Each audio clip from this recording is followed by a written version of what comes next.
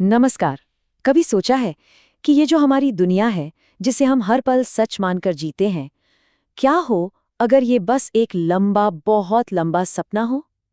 आज हम बात करेंगे योग वासिष्ठ के इसी चौंकाने वाले आइडिया के बारे में। ये अब तक लिखे गए सबसे गहरे आध्यात्मिक ग्रंथों में से एक माना जाता है। तो ये एक प्राचीन संस्कृत ग्रंथ है जिसे ऋषि वाल्मीकि से जोड़ा जाता है। और ये है क्या? ये एक राजकुमार और एक ऋषि के बीच हुई एक बहुत लंबी, बहुत गहरी बातचीत है। कई योगी तो इसे एनलाइटनमेंट यानी आत्मज्ञान का आखिरी नक्शा मानते हैं। एक तरह का गाइड जो हमें बताता है कि इस असलियत जैसे दिखने वाले सपने से जागना कैसे है। और जब मैं कह रहा हूँ लंबी बातचीत, तो ये कोई मजाक नहीं है। आप अंदाजा लगाइए, ये ग्रंथ लगभग 10 लाख शब्दों का है। पूरी 22 दिनों तक चली बातचीत का एक एक शब्द इसमें है। तो चलिए इस ज्ञान के गहरे सागर में एक डुबकी लगाते हैं। अब देखिए, इतनी बड़ी फिलॉसफी की शुरुआत किसी सीधे साधे जवाब से नहीं होती। इसकी शुरुआत होती है एक क्राइसिस से, एक बहुत बड़े संकट से। कहानी एक नौजवान राजकुमार की है और यहीं से ये हम सबके लिए रिलेटेबल बन जाती है। तो कहानी का हीरो है 15 साल का एक नौजवान प्रिंस राम। वो एक लंबी तीर्थ यात्रा से लौटते हैं, लेकिन शांति और ज्ञान पाने के बजाय उनका मन एक गहरी उदासी से भर जाता है। दुनिया की हकीकत देखकर उनका दिल टूट जाता है। उन्हें हर तरफ बस दुख और यही नजर आता है कि हर चीज तो बस खत्म हो जाने के लिए है। और वो पूछते हैं, इस धन दौलत का, इस ताकत का, अरे इस जिंदगी का ही क्या मतलब है जब सब कुछ एक दिन खत्म ही हो जाना है, मिट्टी में मिल जाना है। तो मेरे मन को शांति कैसे मिले? बस यही सवाल, जिंदगी के मतलब पर उठा ये गहरा सवाल, उनके गुरु ऋषि वशिष्ठ के साथ उस लंबी बातचीत की वजह बनता है। और यहीं पर ऋषि वशिष्ठ का जवाब आता है। एक ऐसा जवाब जो हमारी दुनिया की पूरी समझ को सिर के बल खड़ा कर देता है। ये योग वासिष्ठ का सबसे जबरदस्त, सबसे दिमाग घुमा देने वाला हिस्सा है। तो सबसे बड़ी सीख क्या है? ग्रंथ ये कहता है कि सब कुछ, ये पूरा ब्रह्मांड, हमारा शरीर, हमारे ख्याल, ये कुछ भी असल में ठोस यानी सॉलिड नहीं है। ये सब कुछ एक ही यूनिवर्सल कॉन्शियसनेस, एक ही चेतना के भीतर एक प्रोजेक्शन है। ठीक वैसे ही जैसे एक समंदर में अनगनत लहरें उठती हैं, पर होती तो वो समंदर ही है ना? बस वैसे ही इस चेतना के समंदर में हमारी दुनिया का एहसास होता है। वशिष्ठ सीधे सीधे कहते हैं, हे रघुकुल के पुत्र, ये जान लो कि ये जो दुनिया है, ये तुम्हारी ही कल्पना के विशाल साम्राज्य का एक प्रदर्शन है। बिल्कुल तुम्हारे सपने की एक रचना की तरह। सोचिए, ये कितनी बड़ी बात है। दुनिया को एक सपने की तरह देखने का इससे पावरफुल तरीका और क्या हो सकता है? तो जरा सोचिए, हमारी जागने वाली दुनिया और हमारे सपनों की दुनिया में असल में फर्क क्या है?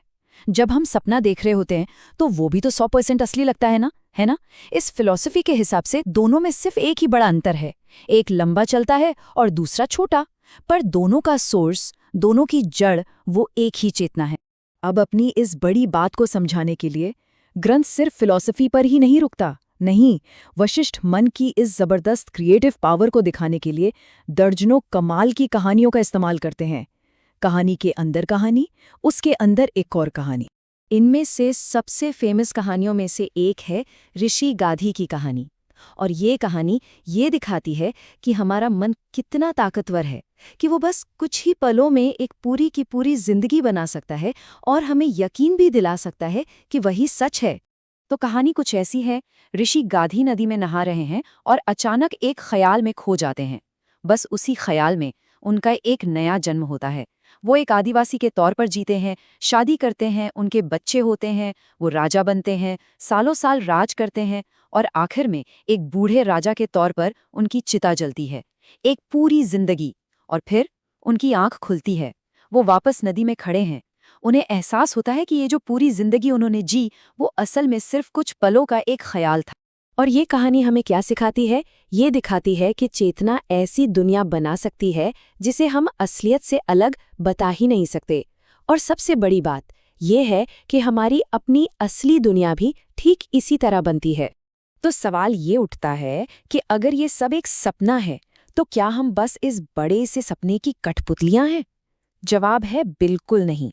असल में ये फिलॉसफी हमें कमजोर नहीं, बल्कि बहुत बहुत ज्यादा शक्तिशाली बनाती है। चलिए देखते हैं कैसे।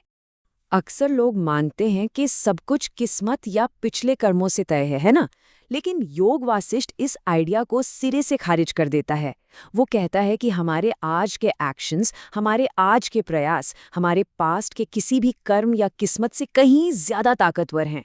मतलब ये सेल्फ एफर्ट और आत्मनिर्भरता का एक जबरदस्त मैसेज है। यहाँ हम किस्मत और कोशिश का फर्क साफ साफ देख सकते हैं। देखिए, किस्मत क्या है? वो बस हमारे पुराने कर्मों से बनी एक आदत है, एक पुराना रास्ता। लेकिन कोशिश यानी एफर्ट, वो आज की ताकत है। वो ताकत जो उस पुराने रास्ते को तोड़ सकती है और एक बिल्कुल नया भविष्य बना सकती है। तो फिर आज़ादी का, मुक्ति का रास्ता क्या है? ग्रंथ साफ कहता है, सिर्फ और सिर्फ खुद के प्रयास ही आत्मा के ज्ञान के लिए काम आते हैं। मतलब लिबरेशन कोई तोहफा नहीं है जो कोई भगवान या गुरु दे देगा। ये अपनी ही खोज, अपनी ही मेहनत का नतीजा है। तो फिर आखिर में पहुंचना कहाँ है? इसका मकसद दुनिया से भागना नहीं है, बिल्कुल नहीं। इसका मकसद है दुनिया के अंदर ही जाग जाना। ये सारी टीचिंग्स इसी बारे में हैं कि जीते जी एनलाइटनमेंट कैसे हासिल किया जाए। इस कमाल की स्टेट को कहते हैं जीवन मुक्ति, मतलब जीते जी मुक्त हो जाना। इसका मतलब है कि आप दुनिया के सारे काम कर रहे हैं, लेकिन अंदर से बिल्कुल शांत हैं, आज़ाद हैं।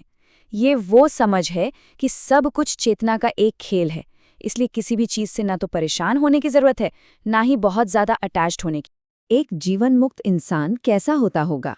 वो ऐसा होता है जिसके दिल में सबके लिए प्यार है, जो बिना किसी स्वार्थ के काम करता है, जिसे भविष्य की चिंता जरा भी नहीं सताती।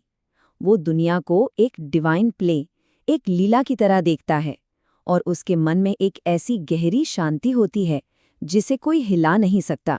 तो इस पूरी बातचीत को हम एक आखिरी सवाल के साथ खत्म करते हैं। क्या हो अगर हमारी असलियत, हमारी हकीकत, हमारी कल्पना से भी कहीं ज्यादा ताकतवर हो? योग वासिष्ठ का जवाब है कि ये सिर्फ मुमकिन ही नहीं, बल्कि यही हमारा असली स्वभाव है।